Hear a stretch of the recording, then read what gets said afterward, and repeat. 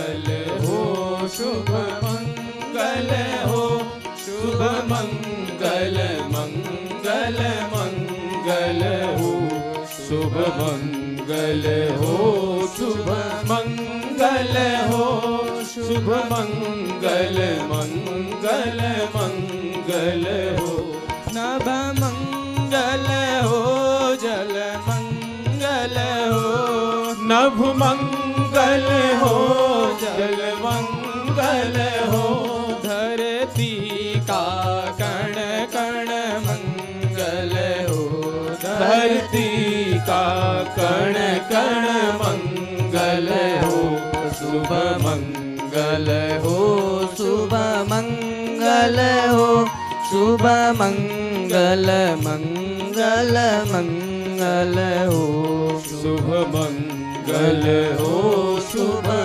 मंगल हो, शुभ मंगल मंगल मंगल हो, दिन मंगल हो, निशि मंगल हो, दिन मंगल हो, निशि मंगल हो, जीवन का हर क्षण मंगल हो, जीवन का हर क्षण मंगल हो, शुभ मंगल हो, शुभ मंगल हो, शुभ मंगल मंगल मंगल हो, शुभ मंगल हो, शुभ मंगल हो, शुभ मंगल मंगल मंगल हो, तन मंगल हो, मन मंगल हो, तन मंगल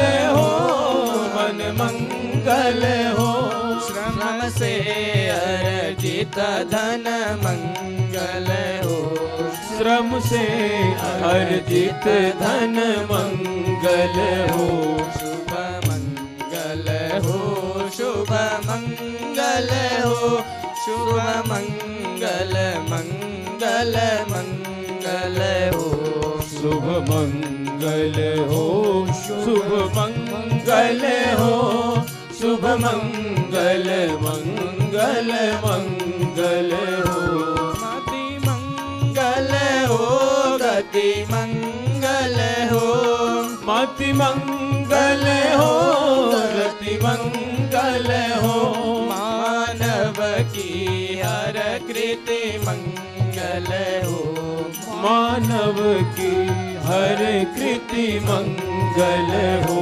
शुभ मंगल हो, शुभ मंगल हो, शुभ मंगल मंगल मंगल हो, शुभ मंगल हो, शुभ मंगल हो, शुभ मंगल मंगल मंगल हो, शुभ मंगल मंगल मंगल हो, शुभ मंगल मंगल मंगल हो।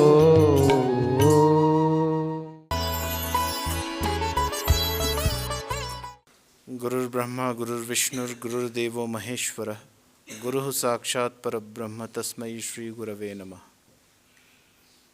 आइए 3 बार हम सभी लोग मिलकर के ओंकार ध्वनि करेंगे। अंगुष्ठ और तर्जनी आपस में मिल जाएंगे, कमर सीधा, श्वास भरना है और ओम का उच्चारण करना है 3 बार।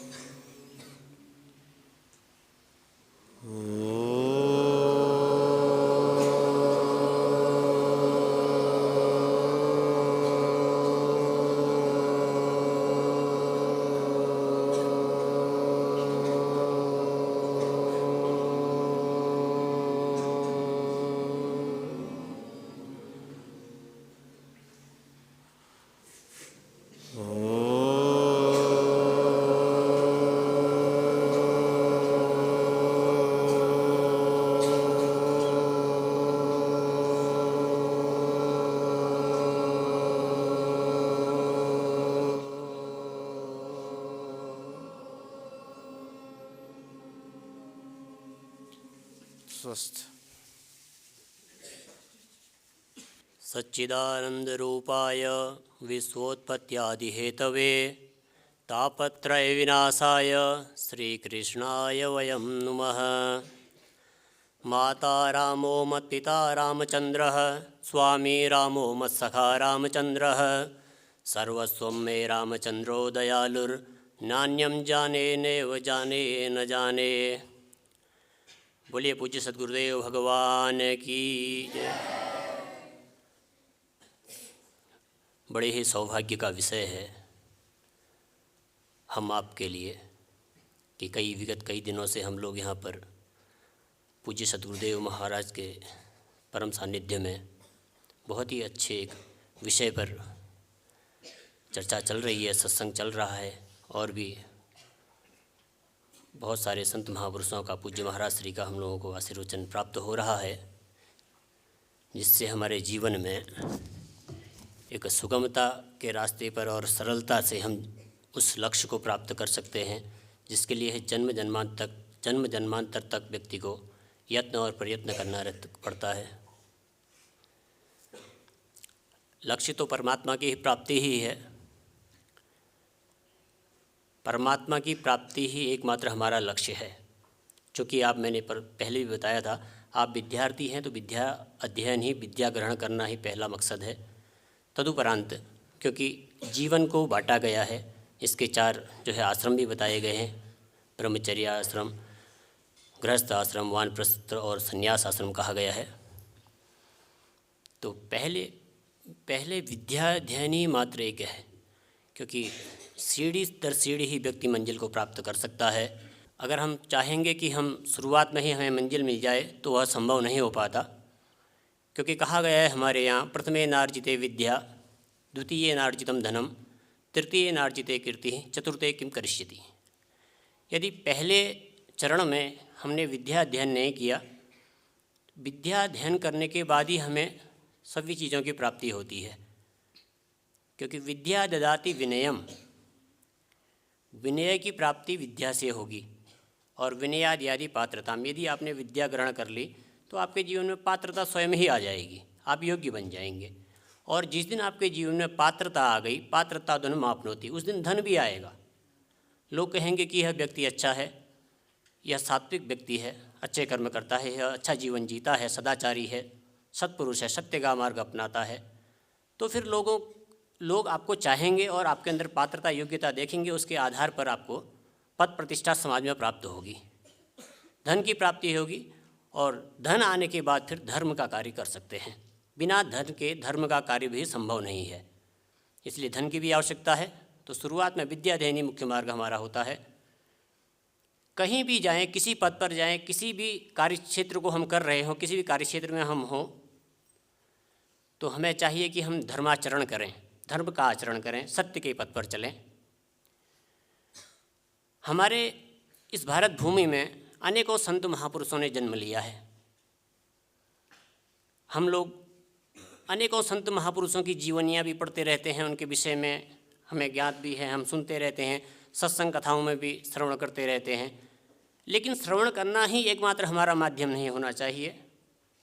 श्रवण करने के साथ साथ हम उसको जो सुन रहे हैं उसको अपने जीवन में उतारें और एक अच्छा जीवन जीने की कोशिश करें, यह हमारा ध्येय होना चाहिए। आदि गुरु शंकराचार्य भगवान के बारे में सभी जानते हैं।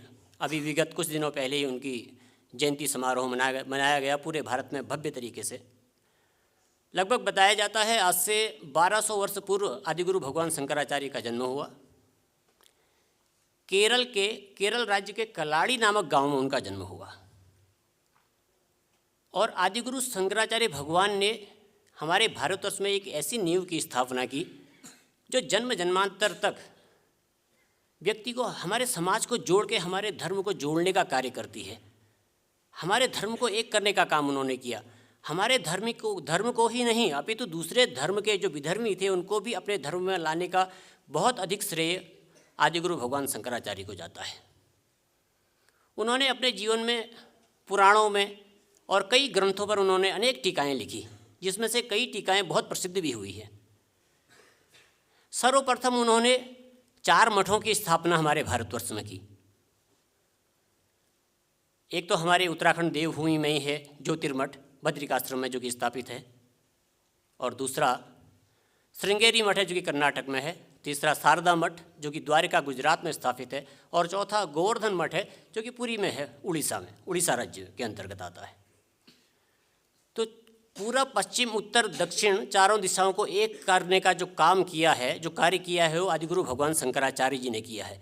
और चारों मठों पर जो सन्यासी स्थापित किए जाते हैं उनको शंकराचार्य की उपाधि दी जाती है, और शंकराचार्य को धरती का भगवान कहा जाता है। तो यह काम आदिगुरु भगवान शंकराचार्य जी के द्वारा किया गया।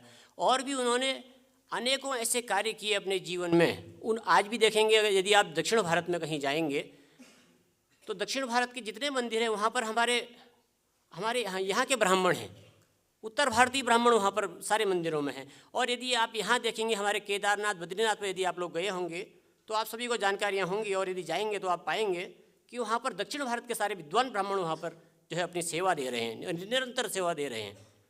तो यह आदिगुरु शंकराचार्य भगवान का यह एक क्रम था, एक उन्होंने संकल्प लिया था कि पूरे भारत को जोड़ने का काम उन्होंने किया। तो यही कहने का तात्पर्य यह है कि हमें जो हमारे मार्गदर्शक हैं, जो संत महापुरुष हैं, उनसे क्या सीखना है, अपने जीवन पर क्या उतार। केवल पढ़ना ही एकमात्र हमारा उद्देश्य नहीं होना चाहिए। मैंने पढ़कर कुछ याद कर लिया और तोते की तरह रट लिया और फिर आपको कह दिया, तो वह मेरा लक्ष्य नहीं होना चाहिए। मैं जो पढ़ रहा हूँ, मैं जो सुन रहा हूँ, मैं जो कह रहा हूँ, उसको अपने चरित्र में उतारूँ, उसको चरितार्थ करूँ। क्योंकि दुनिया मेरी बातों से नहीं बदलेगी, दुनिया मेरे परिश्रम को देखेगी, मेरे उदाहरण से बदलेगी। यदि आपने कुछ इस समाज में कुछ उदाहरण दिया, अच्छा कार्य किया, तो आपके उदाहरण को देख के दुनिया परिवर्तन करेगी। लोग कहेंगे वो बहुत अच्छा कार्य उन्होंने किया, मुझे भी उनके जैसा होना है। ऐसा कहते हैं ना लोग। हम लोग अनेक महापुरुषों का नाम लेते हैं और कहते हैं हमें उन्होंने बहुत समाज में बहुत अच्छा कार्य किया है, तो हमें उनके जैसा होना है। क्योंकि यह जीवन तो निरंतर चलता ही रहेगा, इसमें परिवर्तन कुछ भी होने वाला, क्योंकि परिवर्तन होता ही रहता है। परिवर्तन ही संसार का नियम है, निरंतर परिवर्तन होगा। और जन्म लेंगे, जो आया है वो जाएगा भी, यह सत्य है। जो आया, क्योंकि सुख पाता रहा जो सदा जग में, उसे आखिर में दुख पाना पड़ा। सुख पाता रहा जो सदा जग में, उसे आखिर में दुख पाना पड़ा। पछताया नहीं जो कभी भी कहीं, उसे अंत समय पछताना पड़ा। कोई फूल न बाग में ऐसा खिला खिलके न जिसे मुरझाना पड़ा। विधि का यह अटल विधान रहा, जिसे आना पड़ा उसे जाना पड़ा, जिसे आना पड़ा उसे जाना पड़ा। हम सभी को जाना है। किसी के पास थोड़ा सा कम समय है, किसी के पास थोड़ा सा अधिक समय है, लेकिन हमें यह चाहिए कि जितना भी हमारे पास परमात्मा ने हमको समय दिया हुआ है उसका सदुपयोग करें, दुरुपयोग ना करें। बुरी संगत में ना रहें, बुरे आचरण को जीवन में ना उतारें, क्योंकि यह क्रम चलता रहता है, आना जाना यही चलता रहेगा जीवन में। आदिगुरु भगवान शंकराचार्य जी ने ही कहा है, पुनरपि जननम पुनरपि मरणम पुनरपि जननी जठरे शयनम, यह संसारे खलु दुस्तारे कृपया पारे पाहि मुरारे। तो उसका रास्ता क्या है? यह क्रम तो चलता रहेगा। बार बार जो है माँ के गर्भ में हम आएंगे और बार बार जन्म लेंगे, फिर मृत्यु को प्राप्त होंगे, यह सब चलता रहेगा निरंतर। तो इसका बचने का उपाय क्या है? क्योंकि गर्भ में जब बच्चा होता है, जब हम कोई गर्भ में होते हैं तो कितना कष्ट बच्चा गर्भ में, माँ के गर्भ में पाता है। माँ जो भी खाती है उसको तीखा खाएगी तो उसको तीखा लगेगा, खट्टा खाएगी तो उसको दर्द होगा। कुछ भी अगर वो भक्ष्य खाती है तो बच्चे को कष्ट होता है, मल मूत्र में पड़ा रहता है। बार बार परमात्मा से यह प्रार्थना करता है कि हे प्रभु, मुझे इस यहाँ से बाहर निकालो, और मैं बाहर निकलूँगा तो केवल आपका भजन करूँगा, केवल आपको भजूँगा, उसके अलावा मैं कुछ नहीं करूँगा, मुझे यहाँ से बाहर निकालो। लेकिन जैसे ही बाहर निकलता है, ये विष्णु की, भगवान की माया उसको घेर लेती है। वह भूल जाता है क्रम। कोई कहता है मेरा बेटा हो गया, कोई कह रहा है मैं चाचा बन गया, कोई कहता है मेरा पोता हो गया, सब बुला देते हैं। वो याद करना भी चाहे तो ये दुनिया वाले उसको याद करने नहीं देते। यही क्रम है, यही माया है। तो परमात्मा को भजना ही एकमात्र हमारा उद्देश्य होना चाहिए, परमात्मा का लक्ष्य। फिर उन्होंने कहा, आदिगुरु भगवान शंकराचार्य जी ने फिर कहा, देखिए जीवन हमारा निकल जाता है। बचपन में बताया कि धराधाम सत्य है। बचपन में बच्चे को बताया जाता है कि ये दुनिया ही सत्य है। बचपन में बताया कि धराधाम सत्य है। जवानी में बताया कि अर्थ काम सत्य है। और जब पंछी पिंजरे से उड़ गया तब बताया कि राम नाम सत्य है, जबकि राम नाम सत्य ही जीवन है, यह पहले ही जानना है। और व्यक्ति जो है लास्ट में कहते हैं कि राम नाम सत्य है, तब तो चला गया, आप किसको बता रहे हो, अब तो चला गया है। जो इस संसार में है उसको समझना है कि राम नाम ही सत्य है। अंगम गलितम पलितम मुंडम दसन विहीनम जातम तुंडम वृद्धो याति गृहीत्वा दंडम तदपि न मुंचत आशा पिंडम। अंग गलित हो जाते हैं, निष्क्रिय हो जाते हैं, शरीर काम करना बंद कर देता है, सर के बाल पक जाते हैं, सफ़ेद हो जाते हैं, दंत विहीन हो जाता है मुख, दांत भी नहीं रहते, बुढ़ापे में सब टूट जाते हैं। ऐसी स्थिति हो जाती है, शरीर किसी के सहारे, उसको लाठी का सहारा चाहिए। यह हम सब की स्थिति होने वाली है। और उसके बाद भी आशा, तृष्णा, मोह, लोभ ये पीछा नहीं छोड़ती हैं, यह कभी पीछा नहीं छोड़ेंगी। तो एक ही उपाय बताया है, भज गोविंदम भज गोविंदम भज गोविंदम भज मूढ़ मते। अरे मूर्ख, परमात्मा को ही भजो। और जीवन में अगर शांति चाहिए तो परमात्मा ही केवल एकमात्र रास्ता है। अगर परमात्मा की प्राप्ति करनी है तो निरंतर नाम स्मरण करना है। किसी भी, वह पथ अलग अलग हो सकते हैं। आप पूजा के माध्यम से परमात्मा को पा सकते हैं, आप किसी भी कर्म में कोई भी कार्य कर रहे हैं तो परमात्मा का भजन कर सकते हैं। किसी भी समय कोई नियम नहीं है, उसके लिए कोई नियमावली नहीं है कि मुझे इस समय यह कार्य करना है, इस समय यह कार्य नहीं करना है। तो परमात्मा को निरंतर भजते रहेंगे और वही एकमात्र हमारा उद्देश्य होना चाहिए। तो आज की अपनी इसी वाणी को पूज्य गुरु सद्गुरुदेव भगवान के श्री चरणों में अर्पित करता हूँ। हरिओम तत्सत, हरिओम तत्सत, हरिओम तत्सत। ओम आप्यायन्तु ममाङ्गानि वाक्प्राणश्चक्षुः श्रोत्रमथो बलमिन्द्रियाणि च सर्वाणि सर्वं ब्रह्मोपनिषदं माहं ब्रह्म निराकुर्याम् मा ब्रह्म निराकरोद निराकरणमस्त्व निराकरणं मेस्तु तदात्मने निरतये उपनिषत्सु धर्मास्ते मयि सन्तु ते मयि सन्तु।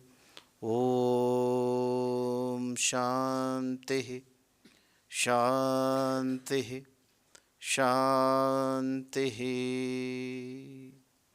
बोलिए सद्गुरुदेव भगवान की जय। माँ भगवती जगत जननी पराम्बा के आशीर्वाद स्वरूप हम लोगों का यह परम सौभाग्य है कि हम लोग पूज्य सद्गुरुदेव भगवान के श्री चरणों में बैठ करके और कुछ